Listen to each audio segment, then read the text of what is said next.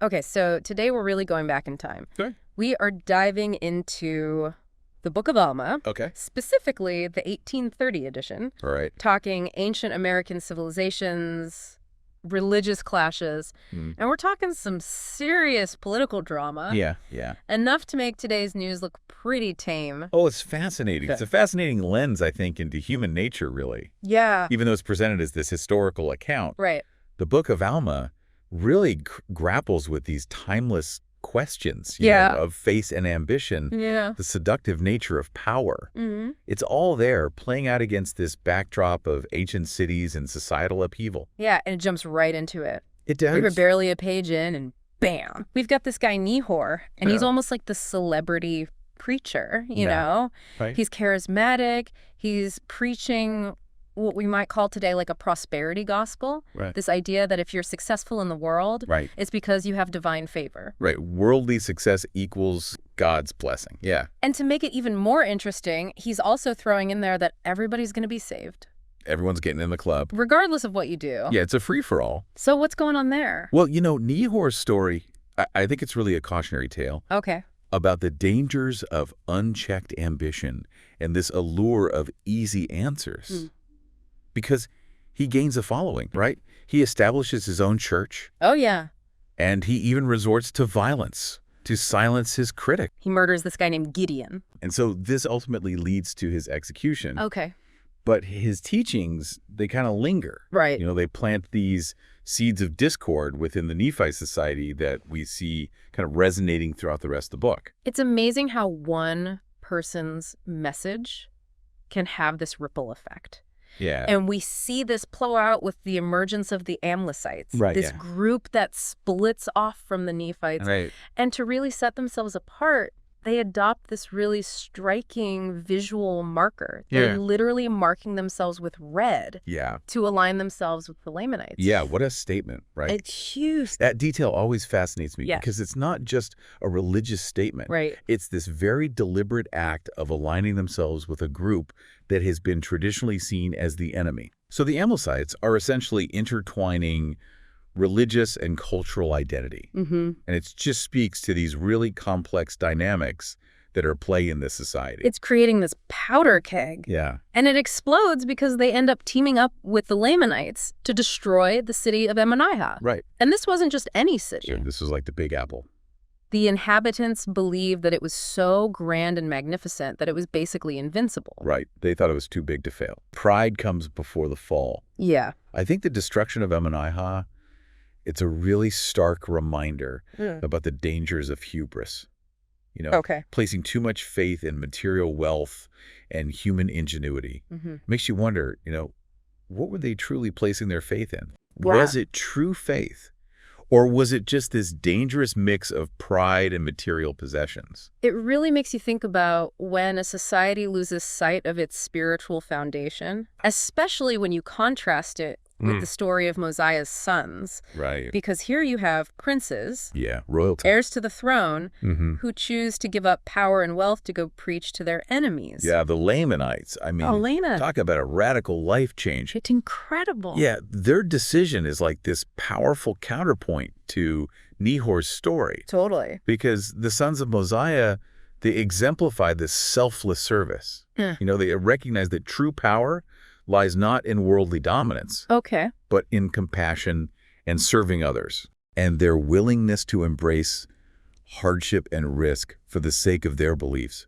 It speaks volumes about the transformative nature of faith. It's like they're saying true leadership isn't about inheriting a title. Right. It's about answering a higher calling. It's a different kind of power. And their journey is anything but easy. Oh no, they're walking into the unknown. One of them, Ammon, ends up a servant to King Lamoni. Oh, yeah. It's like an adventure story. It really is. It's incredible. And Ammon's story, it highlights the importance of courage and resilience in the face of the unknown. Okay. Because here he is, he's captured, he's stripped of his freedom. Yeah. And yet he navigates this foreign culture with his incredible wisdom and compassion. Yeah. He earns the king's trust. And through a series of events that I can only describe as miraculous, he ends up sparking this mass conversion among the Lamanites. Yeah. Pretty amazing. It's amazing to think about how one person's actions can have such a ripple effect. Totally. You know, Amon's journey to King Lamoni's kingdom leads to this massive wave of conversion among the Lamanites. Yeah. They even renounce violence altogether. That's incredible. And take on a new name. Yeah. Symbolizing this total transformation. It makes you really question, like the power of belief. Right. You see an entire people basically redefine themselves based on this newfound faith. Yeah. And it speaks to, I think, this very human desire for change, for redemption, the possibility of breaking free from these cycles of violence. But, even profound transformations like this, they don't happen in isolation. Right. They create new challenges, unexpected consequences. Right. It's like you have this moment where it seems like peace might be possible. Right. And then enter the Zoramites with their own brand of religious fervor. Right. But it seems like it's tinged with this disturbing level of intolerance and judgment. The Zoramites really highlight the complexities of how groups relate to each other. Yeah. Especially within religion. Because here you have this group that, on the surface, shares some beliefs with both the Nephites and the Lamanites. Okay. But they end up clashing with both. And it just highlights how easily religious beliefs can be twisted to justify prejudice and exclusion. It's almost like they see their faith as this way to elevate themselves above everybody else. Instead of building bridges, it's more like building walls. Yeah. And this sense of unease, this looming conflict. It really comes to a head when Alma shares a secret prophecy with his son Helaman. So we have Alma, this prophet, revered for his wisdom and his spiritual insight. And he shares this vision of the future where the Nephites, despite their current strength, are going to eventually fall because of pride and unbelief. History repeats itself, right? Yeah. That's what's so fascinating about this. Yeah. It's this reminder that even the most powerful societies, they're vulnerable to this internal decay. And he entrusts his son with this knowledge. Yeah. So what do you think is going on there? Well, it makes you wonder what he's hoping to achieve by sharing this bleak prophecy. Right. Is it a warning? Right. A call to action? Right. Maybe a way to prepare his son for the challenges to come? How do we respond to warnings about potential danger? Exactly. Do we heed them or do we just dismiss them? Right. Are we being too pessimistic? Yeah. It's hard to say. But I think Alma's prophecy serves as this constant reminder that even in times of prosperity, we can't take our good fortune for granted. Absolutely. And it really sets the stage for this period of intense challenges for the Nephites. Oh, yeah. They've got enemies outside. They've got divisions inside. Yeah. And in this moment of crisis, a new leader emerges. Okay. Moroni. Yeah. This brilliant young military strategist who may be the key to their survival. Well, and what's so fascinating about Moroni is that he's not just a skilled military leader. Right. He's described as being deeply devout, a man of unwavering faith, who really sees his military service as an extension of his commitment to his people and to his God. So he's not power hungry. No. He's not in it for the glory. He's driven by duty. Deep sense of duty. So he's got the faith, and he's got the strategic mind to back it up. Oh, yeah. The text goes into detail about his fortifications, innovative tactics. He's thinking ahead. He's like a military genius. Yeah, he's always a few steps ahead. But even with Moroni's leadership, the Nephites are still vulnerable. That's right. Because they're facing this threat from within. You know what they say, a house divided against itself cannot stand. Right. No matter how strong they are, they're fighting each other. Yeah. It creates these vulnerabilities. And someone like Amlici, the cunning Lamanite leader. He's not going to miss an opportunity. He is going to exploit that. Oh, yeah. He's a master manipulator. Okay. A shrewd strategist who understands that true power comes not just from military strength, but from sowing discord. Right. And exploiting existing divisions. Yeah. He's always scheming. Looking for a way to turn their strengths against them. Exactly. And one of his most audacious moves, trying to make himself king of the Nephites. Wow, what a power move. Talk about ambition. And his ruthlessness. He sees an opportunity. He recognizes that these power dynamics, especially in times of uncertainty and fear, they can shift so quickly. Yeah. but it just shows how serious a threat he is. And it leads to this crazy confrontation, the assassination of Amlici. Right. Such a turning point in the book. It is. And it raises these big questions, you know, about leadership, about morality, about is violence ever justified? Right, because here you have Piankum, this Nephite commander. He sneaks into the Lamanite camp and he kills Amlici. He takes care of business. He does. And it neutralizes the threat. But is that the right call? That's the question, right? Yeah.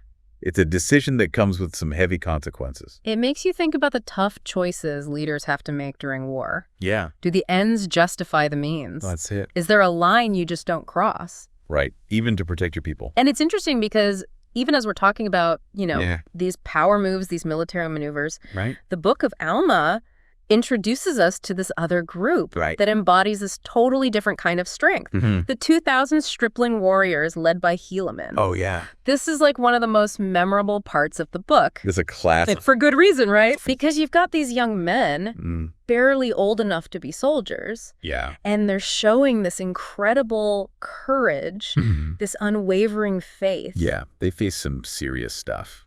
I mean, they're facing some crazy odds. Yeah, it's impressive. Raised by their mothers with this really strict covenant of peace. Okay. But they choose to take up arms. Not for, like, bloodlust or glory. Right. But out of this sense of duty. Yeah, higher calling. To their God and their nation. Totally. What do you think it is about their upbringing? It's a good question. Their faith. Yeah. That gave them that kind of incredible resolve. It speaks to the power of belief, I think.